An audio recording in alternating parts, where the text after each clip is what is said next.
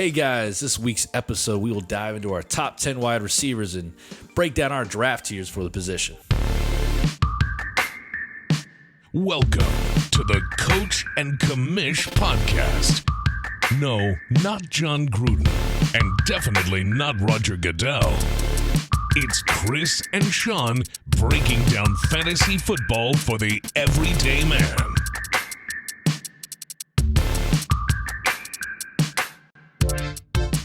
Welcome back, guys. This is episode 108 with the Coach and Commish. I'm Chris. Sean, there's the Commish to my right. And let's dive into our wide receivers. We actually disagreed. We don't disagree a lot. We actually do. But when so we've been told we're like the same person. We haven't told there, but when we went to our wide receiver rankings, there was some difference there. We got to take the gloves off a little bit. It's true. We might have some battles going on today. Not much of that gentleman, I agree with you. We're like, what are you thinking? Like, hey, Sean was probably thinking, I need a new partner on this podcast. This guy's nuts. He has no idea what he's talking about. But today we're going to break down, we're going through 1 through 10. I know some people are thinking 1 through 12. We're just going to go top 10. We're going to do a top 20 overall. Mm-hmm. We'll do this in 2 parts. So there'll be another episode coming out that'll be the second half. And yeah, we're going to help you with the beginning of your draft. Most important is those top 20. If you're in a 12 team, the 24. But we're just going to do top 20. Make it nice and even. And right off the bat, it's been said every year, but we look at this, there's a ton of talent in the top 20. Yeah. So whatever your draft strategy is about going and getting them late or early, there's a lot to pull from here. And as we dive into these rankings, you're going to see there's a lot of value if you miss out on a top 10 guy in our next episode. You're going to be okay from 11 through 20. So let's jump right into our rankings here. Number 1 is consensus, because we both did not agree. But number 1 is Sean. Davante Adams. Yes. Who did you want up there? So I have Tyreek Hill. I don't have a huge problem with if you have Davante Adams there. To me, it's a touchdown thing. If Adams' touchdowns go down at all, which he's been pretty consistent, so I can't, knock him too hard for it. But I just like Tyreek Hill seems to have a little more of a consistency as far as the yards go. So that's kind of where I lean on it. Yeah, I can't disagree with you there. I just love the gunslinger mentality. I mean, this is August 7th. So when Rodgers came into camp, it seemed like he's going to make every call he wants to. So yep. I bump him up there because he's going to feed his boy Adams, so he gets paid, and he can have another wide receiver 1 status again in fantasy. At number 2, Tyree Kill. I had him at 3. Okay. That's why the consensus ranking kind of moved him down. Okay. So why do you hate Tyreek Hill? That's really the question here. Touchdown production. I think the way he is, if he's not getting the ball for a 30-plus yard touchdown reception, it's tougher to find him in the red zone. And I feel as teams adjust to the great Kansas City offense and CEH takes his, positive progression up in especially being used in the red zone. I mean, that's Kelsey's land, but we're going to probably see a little more run game, and it's just tougher for a smaller receiver like Hill to be a red zone target. Yeah, I mean, that's definitely a possibility. They used a lot of those end arounds at the 1 and 2 yard line with Tyreek Hill. That's how he got a lot of his touchdowns.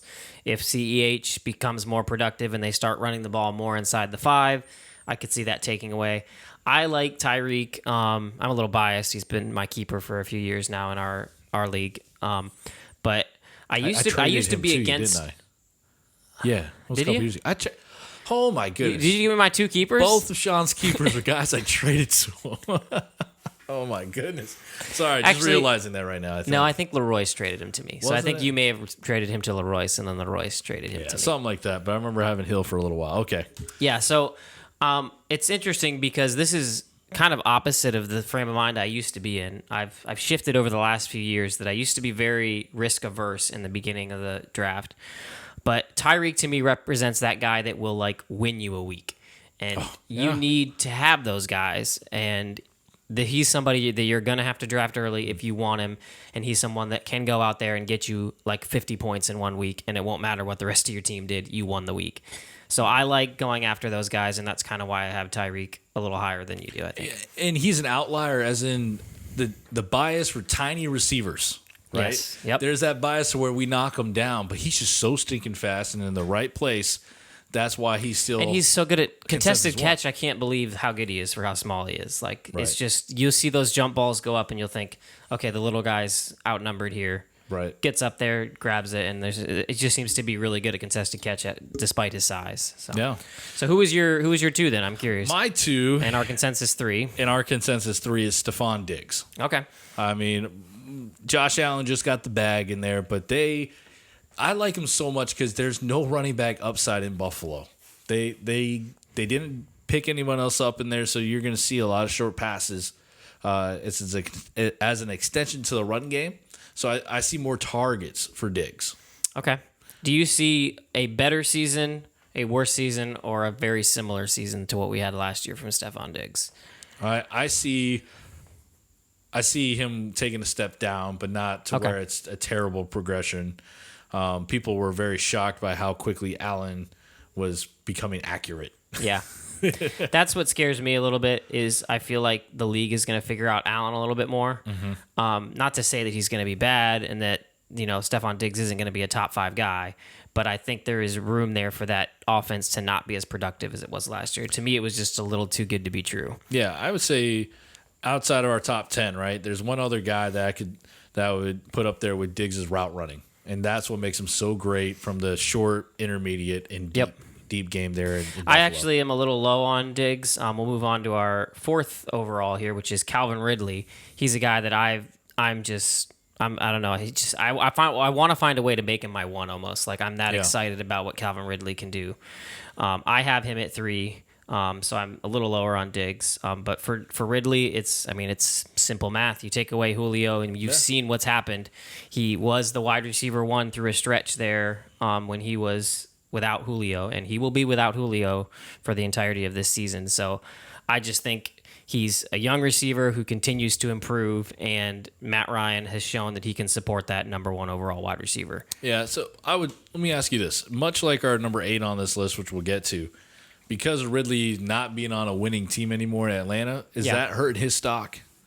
I don't think so. I mean, you saw about what the worst I think Atlanta will look last year, and he was very productive last year. Like I said, that's kind of that stretch I'm alluding to when he was able to put up crazy high numbers. Yes. So I don't think that hurts him. I think that that is another reason I actually kind of like him. I think their defense is still going to be trash. I think they're still going to need to throw the ball a lot. And I just think they've established an offense there that even though there's turnover in the coaching staff, it's going to be Ridley for touchdowns all day long. Yeah, and quick note with that, with teams, I want to set it up to kind of talk about it. I'm not wearing a cap right now, but I'm going to put on a draft strategy cap here, especially when you get below the top 20. You look for teams that sometimes you have 2 views. If you're NFL fan bias, like as in looking at it from Sunday to Sunday for just teams, you might shy away from those below 500 ball clubs. Yeah. Because you're like, oh, well, they're not a winning team. You have to dive in deeper and look at the production. Oh, they got to suck you off defense. That means they're throwing the ball all day. Yep. Or, man, he's the only target on that team. I want to go snag him. It's not going to be – their team's probably going to have a top 5 NFL draft pick, but that guy can win me a league at a flex position because he's the target hog. So you have to look at it just how Sean explained it, man. They're not going to be a winning team, but they got a bad defense. They're going to throw the ball. Really, he's up for me. It's simple. You have to score points in the NFL, no matter how bad of a team you are. If you're down by 20 points, the other team's going to go into a prevent defense, and you're going to be able to score. Mm-hmm. So points will be had. Points will be had. So at number 5, who usually gives us points galore. I feel like we're disrespecting this guy. I honestly like. We both had him at 5. Yeah, it's kind of fun, but DeAndre Hopkins is our number 5, and honestly, if I was picking a wide receiver over the last 5 years that I think is the most talented, as just pure talent, not around the team around him, I think DeAndre Hopkins is one of the best wide receivers in the league. I might pick him as the best.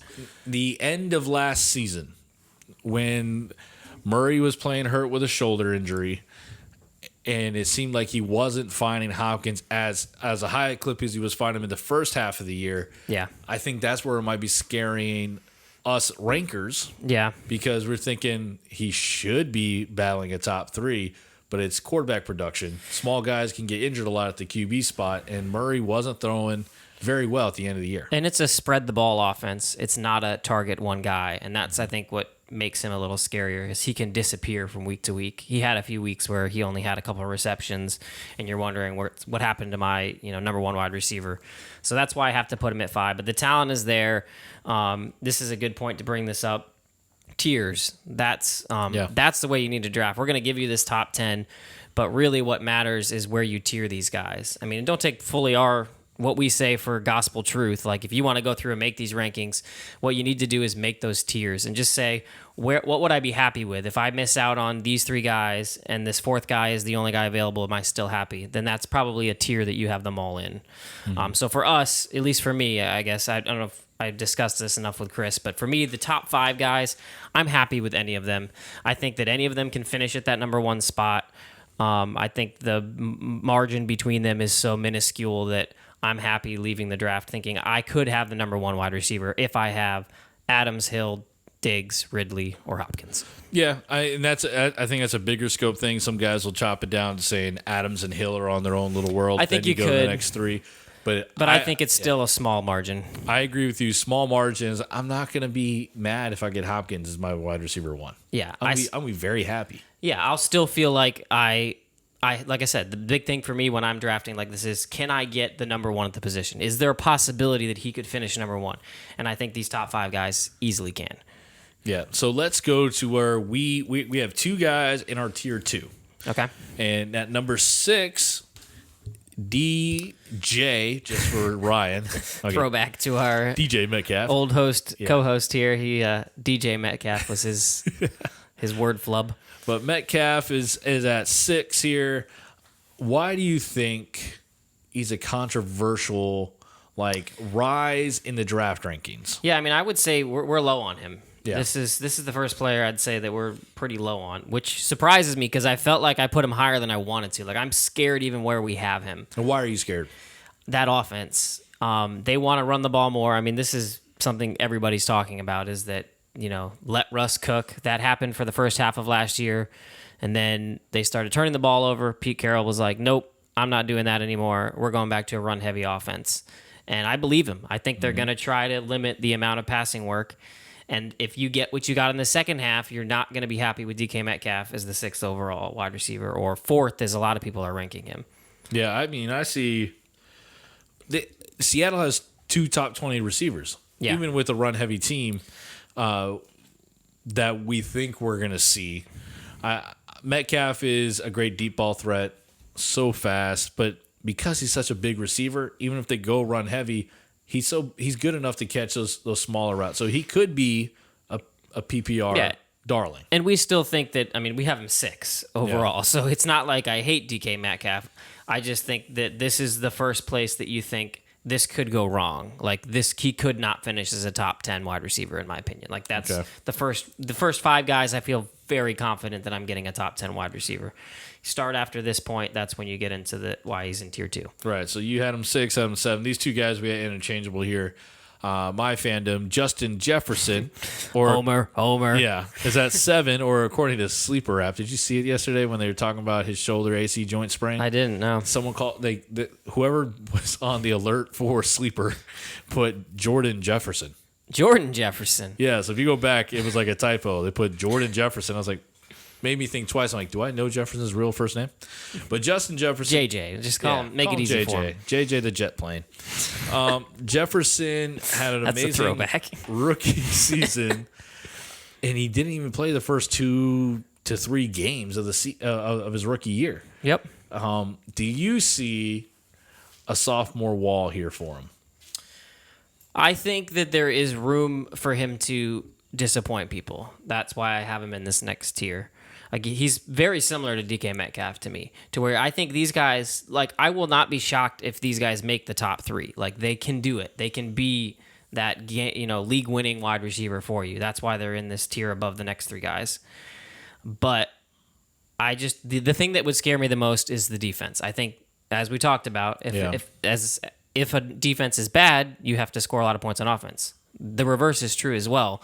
They had a really bad defense last year, and Zimmer is going to get that under control. I think the defense is going to be better. He wants to run the ball as much as he possibly can. So if that passing volume comes down, then, I think there's room for Jefferson to not be as explosive as he was. What I like about these tier 2 guys, and I think why truly they're at 6 and 7, outside of Tyree Kill, who has to share a ball with another guy at the tight end position. Yeah. Metcalf and Jefferson both have running mates that can be a top 24 receiver. Yep. And Tyler Lockett and Adam Thielen. Adam Thielen is doing more in red zone catches in the end zone. Snaking them touchdowns. Yeah, he's phenomenal at that. And Jefferson's starting to pick up those, between red zone and red zone yardage catches. And Metcalf is same thing with Lockett. Just splitting some of those targets, and I think that's where it might keep them in that middle to bottom top 10 rankings. Yep. All right, so let's move on to our 8 through 10 tier here. I'm just going to list them off real quick, and we can kind of generally discuss them all. So we have at 8, we have Allen Robinson. At 9, we have Keenan Allen. And at 10, we have Terry McLaurin, which I know you would not have had him in your top 10. So maybe let's start at the bottom here. What with Terry McLaurin scares you about him being into this tier? With Terry McLaurin, it's like, when will Fitzmagic run out of the magic dust? That's it. It's like never. The Fitz name will never end. No. Right. I believe in Terry's ability, and we've seen with a competent quarterback, he produces very well. But he produced pretty well with some pretty incompetent quarterbacks. But we know that Fitzmagic, that's my boy. It's Is that even a word? Incompetent? I don't think it is. Incompetent. There you go. There we go. Yeah, it's a Jasonism. Fitzpatrick is a boomer bust type guy. Feast or famine quarterback at times. So you roll high with him. We just haven't seen a consistent full season him at quarterback because he's always been in a place to be replaced. So I'll play the other side of that, which is I'm the reason he's up in here. I have him ranked as my number 10. And I have him at 13. Yeah. But I think that he can. I think Ryan Fitzpatrick, we'll say his actual name. I think that he keeps the job the whole year. I think they're a good team. I think they make the playoffs. I think that the template that we saw with the year with Devonte Parker is what we could get in Terry McLaurin. And that was a top 10 wide receiver. So I think that it's very possible. I think Terry McLaurin's more talented than Devonte Parker. I think this coaching staff is a lot better than the coaching staff that was in Miami at that time, with Adam Gase being that. But I think, that's why I see him here. It is scary, as his nickname, Scary Terry. Scary Terry. I think it could go wrong. There is definitely potential for that, but I think it's not. I don't think it's going to. I think he's going to be a top 10 wide receiver. All right, so then we move up to 9. Old man Keenan Allen. He's got himself another quarterback that'll get on the ball. He had Phillip Rivers for years. Justin Herbert is a great gunslinger. These next two guys to me are just the safety picks. Yeah. I feel great as them as my wide receiver 1. Like if I had waited and got a couple of running backs or a tight end, then I'm very happy with these guys as my wide receiver 1. I just feel like I know what they are. They're not going to be in the top 5, and they're probably not going to be in the below 15 to 20. Like they're going to live in that 15 to 10 range. You're talking Keenan Allen and then Allen Robinson. Correct. At 7. Or the Allens. The Allens. So Keaton Allen, he's a guy that I believe Keaton Allen is I guess make the case for which one do you have ranked higher here? I'm not looking directly at it. I got Keenan ranked higher than Allen Robinson. Okay. And I have the opposite. So to me, it's a quarterback situation. So let's fight it out. All right. So why is Keenan Allen a better option? Keenan Allen's given me a longer run of production to show that when he's got a competent quarterback and he's on the field, he will be double-digit scorer in fantasy. Allen Robinson has had the curse of quarterback play. You're taking my argument here. In Chicago. Okay, so it's like we put Allen Robinson up here at 8 just off of hope. We love the guys by himself. We want Fields or the Red Rifle and Andy Dalton. Just get the ball to Allen Robinson more consistently, and he can fly up the rankings. But my personal opinion, and this might be jumping too far, that out of this top 10, if I had to choose one receiver that will finish outside of the top 10 that we got ranked right here, it could be Allen Robinson because we don't know what we have in Fields. and we kind of know what we have in Dalton. Yeah, and I think, debating this is fun, but they're very similar in my opinion as far as, like I already stated, I just think they're safe. And I don't disagree with you in the fact that Allen Robinson could finish outside and is most likely to finish outside that. But to me, he has one of the highest floors of anyone we've even talked about. He's been with not just bad, terrible quarterbacks his entire career. So it can't get worse. Like, what we've seen from Allen Robinson is he's going to be a top 12 guy even if he has crappy quarterback play. But this year, there's a chance. Like, he has, to me, Andy Dalton, now it was pretty rough in Dallas. He may be washed, and maybe he is just as bad as the rest. But if Andy Dalton can be anything like he was in Cincinnati, that's better than any quarterback that he's ever had, Allen Robinson. And this is Andy Dalton 2.0. Did you see that red beard he has? I have not. He's trying to go Fitzpatrick mode. Okay, he's got himself a nice bright red beard. He's like, there's a new person coming into town. But yeah, I think that the hope of Fields to me is why I put him up here at 8. And it's not even that I think he finishes 8. It's just that I feel most comfortable taking him as the 8th overall because I know that I'm going to be safe. Yeah. So let's recap here. I want to break down our 3 tiers. And, next episode, when we go through 11 through 20, some guys might fall into that 3rd tier. So we're not saying this caps where we're going. But the first tier in Adams, Hill, Diggs, Ridley, Hopkins, we love any of those guys. Yeah, those are rock stars. Mm-hmm. I think they all have a great chance of finishing number 1.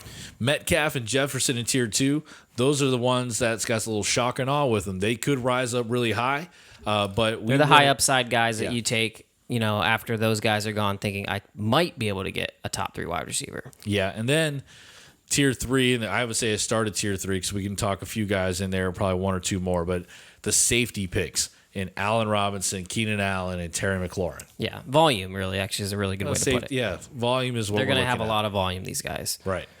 So, yeah, I think that about covers our.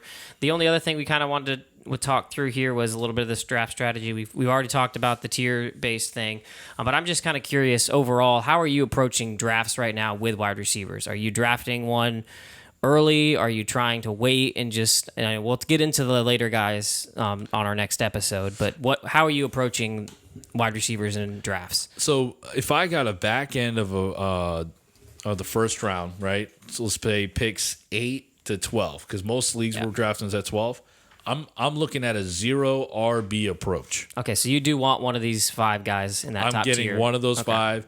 And if I can possibly get 2 or Kelsey if he's there, only for Kelsey, not for the other tight ends. Yep, only Kelsey. But if I can turn around and get 2 of these top 7, so my tier 1, tier 2, if the running backs are dry, I'd rather take that approach because you should be in a format half point or full point PPR. So you're looking at making up points instead of reaching for a running back. What are you looking at with these wide receivers? Yeah, I look at it pretty similar. What I do tend to do is, because I'm happy with those top 5, I'm more likely to take a running back in that first round, just because the cliff happens quicker to me for them, and it's hard to get. Like, I'm happy with McCaffrey, Henry, Cook, Kamara, Zeke, and that's about it at this point because we have some question marks. Now we'll get into a running back debate on another episode, but with Jonathan Taylor losing his quarterback and Saquon possibly not here till week 3.